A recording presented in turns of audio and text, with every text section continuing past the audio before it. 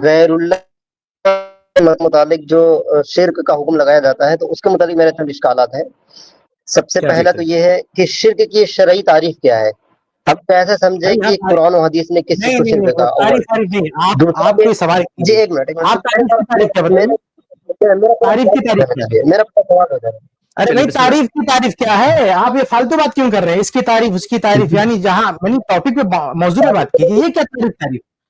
ہاں یہ پرانا ہاتھ کنڈا، اس کی تعریف ایسے تعریف پوچھتا رہوں گا تو بات کیسے ہوگی؟ شرک کی تعریف نہیں تو میں کہہ رہا ہوں تعریف کی تعریف کیا؟ آپ سوال کریں تعریف کا مطلب کیا ہوتا ہے؟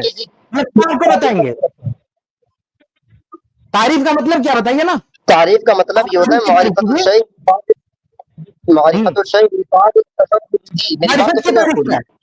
معرفت الشیء بصفات التصور نہیں، معرفت کی تعریف کیا ہے؟ آپ کو نہیں پتا کیا؟ نہیں مجھے نہیں پتا، بتائیے۔ آپ جواب دے ایسے رہے ہیں کہ آپ بات آگے بڑھے گی، آپ مذاق کر رہے ہیں۔ نہیں آپ مذاق کر رہے ہیں، یہ کون سی بات ہوئی؟ تعریف کرو، شرک کی تعریف کرو، آپ کو شرک نہیں پتا؟ آپ کو نہیں پتا شرک؟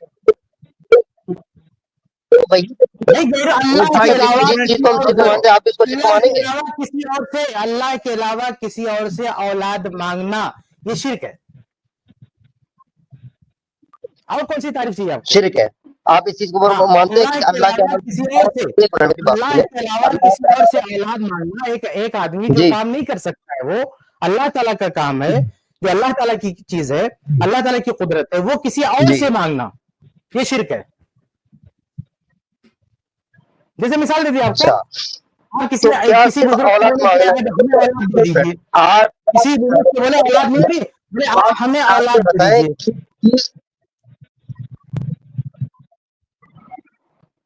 آپ ہمیں یہ بتائیں کیا صرف اولاد مانگنا ہی شرک ہے کہ اور بھی کوئی شرک ہے؟ تو اس کا اصول کیا ہے؟ ایسا اصول بتائیے جس میں تمام کے تمام شرک سوال لکھیے ہم نے کیا تعریف کری ہے؟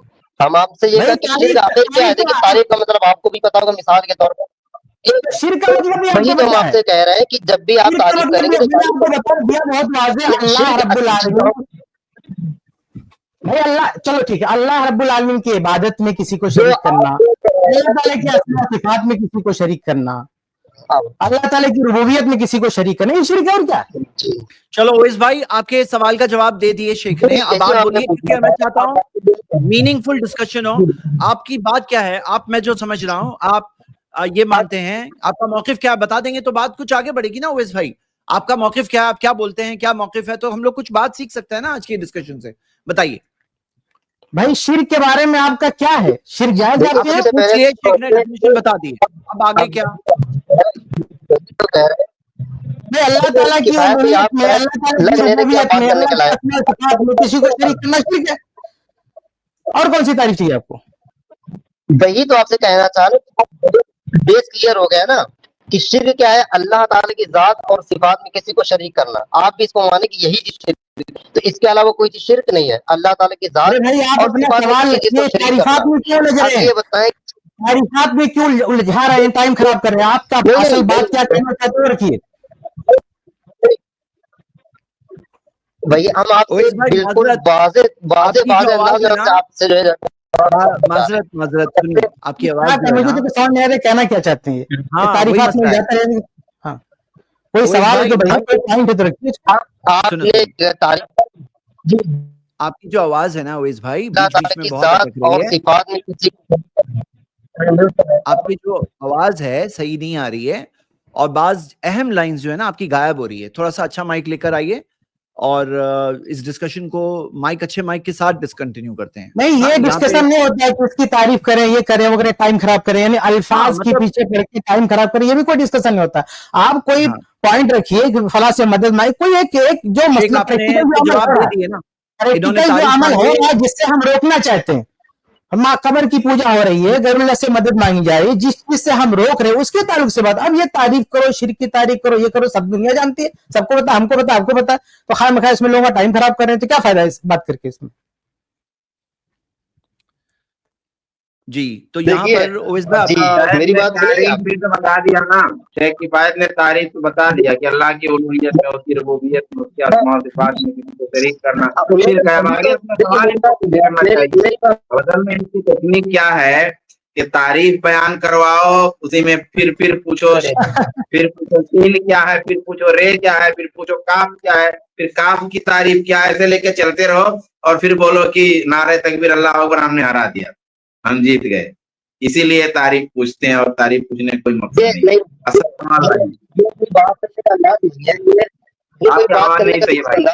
تعریف اویس بھائی آپ کا ابھی تعریف پوچھنے میں مقصد کیا تھا؟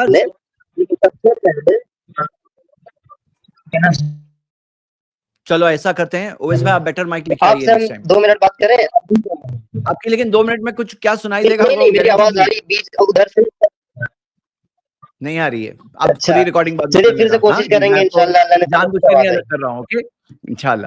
چلیے پھر آپ مسائل لے کر آئیے, آپ مسائل لے کر آئیے جسے بات کرنا ہو. تعریفات میں الجھنا ہے تو ٹائم مت خراب کیجیے. جو بھی مسئلہ ہے, کوئی پریکٹیکل جو ہو رہا نا سماج میں, اس ٹاپک کو لے کر آئیے جس کو ہم ڈسکس کریں. کتابوں والی اور یہ جو ہے زبان سے متعلق, کلام سے متعلق ان بحثوں کو لے کے یہاں ڈسکس مت کریں. بہتر ہے. اور اویس بھائی آپ کے مائک میں پرابلم ہے تو آپ نیکسٹ ٹائم آئیے, بیٹر مائک لے کے آئیے. ذرا خود جا کے کسی کے ساتھ ٹیسٹنگ کر لو آنے سے پہلے. ہاں جزاک اللہ خیر.